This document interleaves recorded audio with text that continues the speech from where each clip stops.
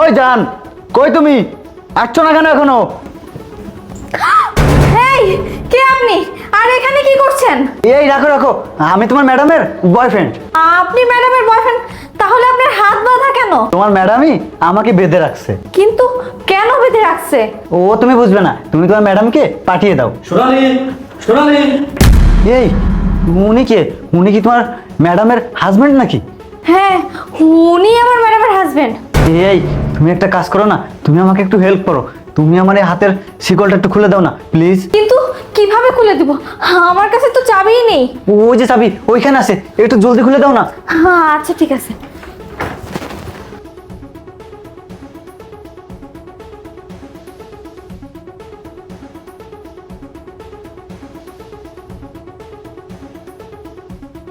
সোনালি, সোনালি, ইতি কি হচ্ছে এসব? তোর লজ্জা লাগে না? সামান্য একটা কাজের মেয়ে হয়ে আমারই বেডরুমে, আমারই বাসায় নোংরামি করতেছিস? এই তোদের দুজনকে বলছি, তোরা এখনই ড্রয়িং রুমে আয়, তোদের সাথে আমার কথা আছে। সি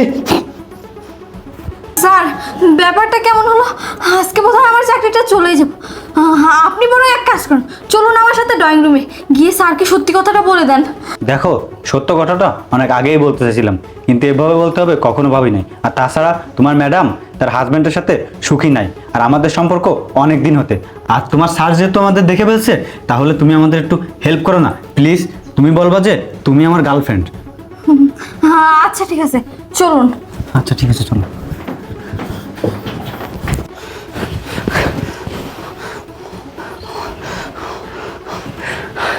এই আসছিস?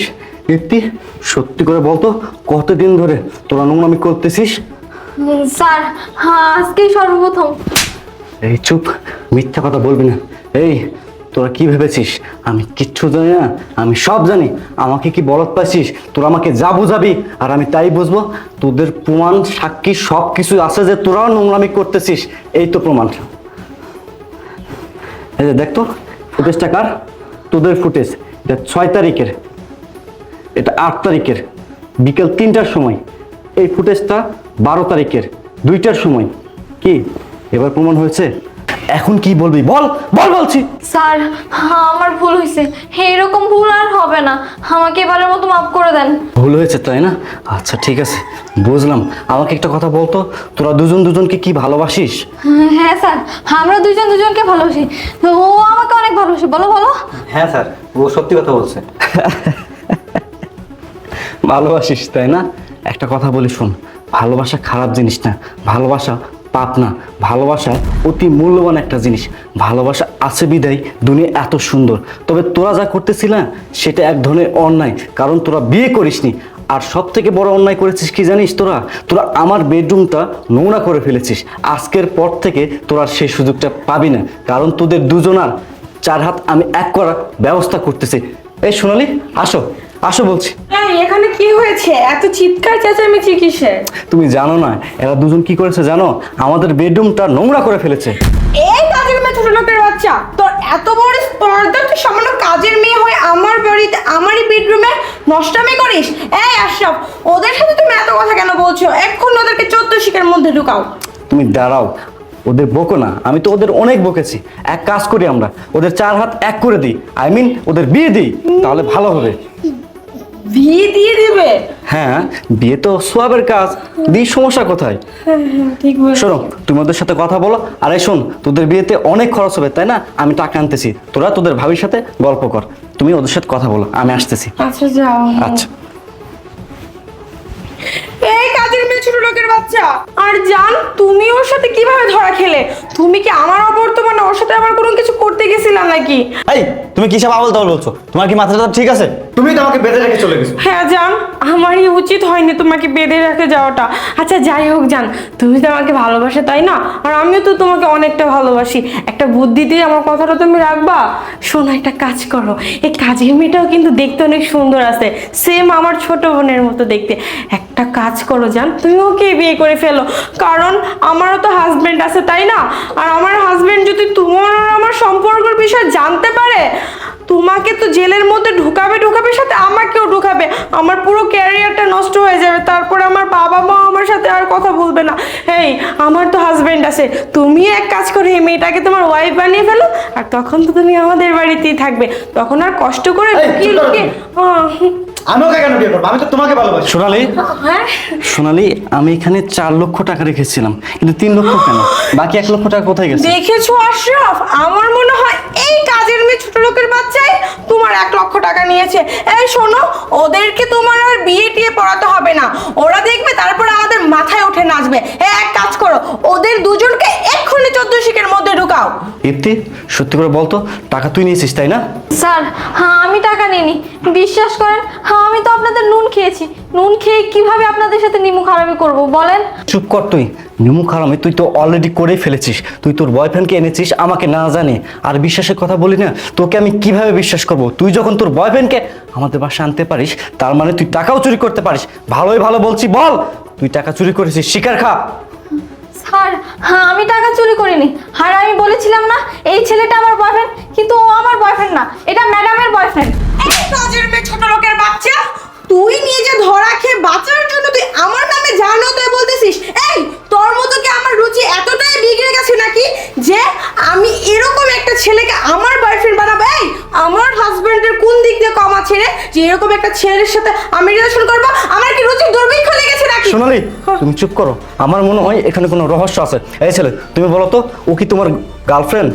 না স্যার, আমার গার্লফ্রেন্ড আপনার স্ত্রী। এই তুই মিথ্যা কেন বলতেছিস? জান, ওরা দুজন মনে হয় প্ল্যানিং করে আমাকে ফাঁসাচ্ছে, তুমি ওদের কথা বিশ্বাস করো না। এই চুপ কর। আমাকে মারলে?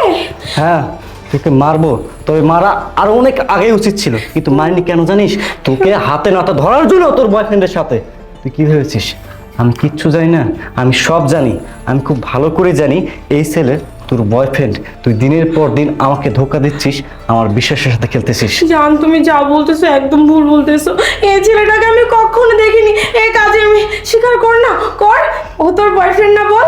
আমি জানতাম তুমি অস্বীকার করবা, তার জন্য প্রমাণও আমার কাছে রেখেছি। ওমান, দেখো তো এই ফুটেজগুলো কার। তুমি এখন কি বলবা? এখন কি বলবা? মনে হচ্ছে তোকে এখনই জানতো পুঁতে ফেলি। এই আমার না অবাক লাগতেছে, আমি কার সাথে এতদিন সংসার করেছি? এই মানুষটার সাথে সংসার করেছি যাকে আমি ভালোবেসেছি, যাকে আমি বিয়ে করেছি। আমি না সত্যি অবাক হয়ে যাচ্ছি রে। জানিস, তোর চলাফেরা কথাবার্তায় আমার না অনেক সন্দেহ হতো। আমি না কোনো কিছু বুঝতে পারতেছিলাম না আমার কি করা উচিত। তাই আমি তোকে ফলো করি, ফলো করতে করতে আজকে হাতে নাতে ধরতে পারি। এই আমি তোর জন্য কি করে নাই? আমার কি ভালোবাসা কমতি ছিল? বিয়ের পর থেকে তুই যখন যেটা চাইছিস আমি তোকে সেটাই দিছি, তাহলে কেন কেন রে আমার সাথে এইভাবে বেইমানি করলি, বিশ্বাসঘাতকতা করলি? তোর কি একটু বিবেকে বাঁধলো না? তোর কি একটা বারও মনে হলো না এই আশরাফুল তোকে অনেক ভালোবাসে? শুধুমাত্র তোর জন্য আমি প্রমোশনের ব্যবস্থা করেছি, তোর জন্য ট্রান্সফার করেছি, তোর জন্য আমি আমার ফ্যামিলিকে ছেড়েছি, তোর জন্য ভালো একটা পোশাক পর্যন্ত পরি না, তোর জন্য ভালো একটা খাবার পর্যন্ত কিনে খাই না। আমি সব সময় মনে করি আমি যদি 10 টাকা বাঁচাতে পারি এটা আমাদের সংসারে কাজে লাগবে। আর তুই কিনা দিনের পর দিন আমাকে ধোকা দিয়ে যাচ্ছিস, আমার বিশ্বাসের সাথে খেলতেছিস। আরে বাইরে লোক আমাকে অনেকবার বলছে, অনেক বোঝাইছে তোর চরিত্রের সমস্যা আছে, তুই দিনের পর দিন আমাকে ধোকা দিচ্ছিস, কিন্তু আমি বিশ্বাস করি নাই। কসম, আমি বাইরের কথায় বিশ্বাস করিনি। কেনই বা বিশ্বাস করব? কারণ আমি তো তোকে অনেক ভালোবাসি, অন্ধের মতো বিশ্বাস করি। তুই যে আমাকে পিছন থেকে ছুরি মারবি, আমার সাথে বিশ্বাসঘাতকতা করবি, আমি না কল্পনা করতে পারতেছি না। এমন একটি দিন, এমন একটি ঘটনা আমার লাইফে আসবে আমি না কল্পনা করতে পারিনি। এর থেকে ভালো হয়তো যদি আমার মরণ হতো। এই ছেলে, তোমাকে বলতেছি, তুমি কিভাবে পারলা একজন বিবাহিত মেয়ের সাথে সম্পর্ক করতে? এই তুমি কি জানতে না আমার স্ত্রী বিবাহিত? কেন রে ভাই, তোমার তো বিয়ের বয়স হচ্ছে, তুমি বিয়ে করো। তুমি যদি বিয়ে করো, তোমার স্ত্রীর সাথে অন্য একটা ছেলে যদি পরকীয়া করে তাহলে তোমার কেমন লাগবে? আজকে যদি তোমার বোনের সাথে কেউ পরকীয়া করে তাহলে তোমার কেমন লাগবে? ওই যে কথায় নাই, পরের বাড়ি পিঠা খেতে লাগে মিঠা, তাই না? আমি চাইলে তোমাদের দুজনকে এখনই আইনের হাতে তুলে দিতে পারতাম, কিন্তু আমার একটা রেপুটেশন আছে যার জন্য আমি তা করব না। আমি তোমাদের দুজনকেই বলছি, ভালোই ভালো তোমরা এখনই আমার বাসা থেকে বের হয়ে যাও। বেরো সোনালি, বেরো আমার চোখের সামনে থেকে, বেরো। ও ভাই জান, তুমি আমাকে এবারের মতো মাফ করে দাও না, আমি এরকম ভুল আর কখনো করবো না। আর একটা কথা তুমি ভেবে দেখেছো, পেরেছো? আমি যদি এটাকে ভালোবাসতাম এই ছেলেটাকে, তাহলে তো আমি স্বীকারই করতাম, তাই না? এই চুপ কর, আর কত নাটক তুই করবি জানিস? তোর এই নাটক দেখে, তোর অভিনয় দেখে আমি না নিতে পারতেছি না। এই সোনালি, তুমি কোন ভুলের কথা বলতেছো? সরি, তোকে তো তুই বলা উচিত, তুমি বলারও যোগ্য না তুই। তোর কোন ভুলের জন্য আমি তোকে ক্ষমা করব? তুই দিনের পর দিন আমাকে ধোকা দিচ্ছিস, আমার বিশ্বাসের সাথে খেলতেছিস, অন্য একটা ছেলের সাথে পরকে করতেছিস, সেই ভুলের জন্য তোকে ক্ষমা করব না? তোর কোনো ক্ষমা হয় না। তোকে যদি আমি ক্ষমা করি, স্বয়ং আল্লাহ আমাকে ক্ষমা করবে না। যা বেরো, যা যা বেরো। এই ছেলে, তোমাকে কি আলাদাভাবে বলতে হবে বের হওয়ার জন্য? বেরো। স্যার বিশ্বাস করেন, আমি আপনার টাকা নিইনি। হিপ্তি, আমি জানি তুই কোনো টাকা নিসনি। আসলে আমার কোনো টাকা পয়সাই হারায়নি।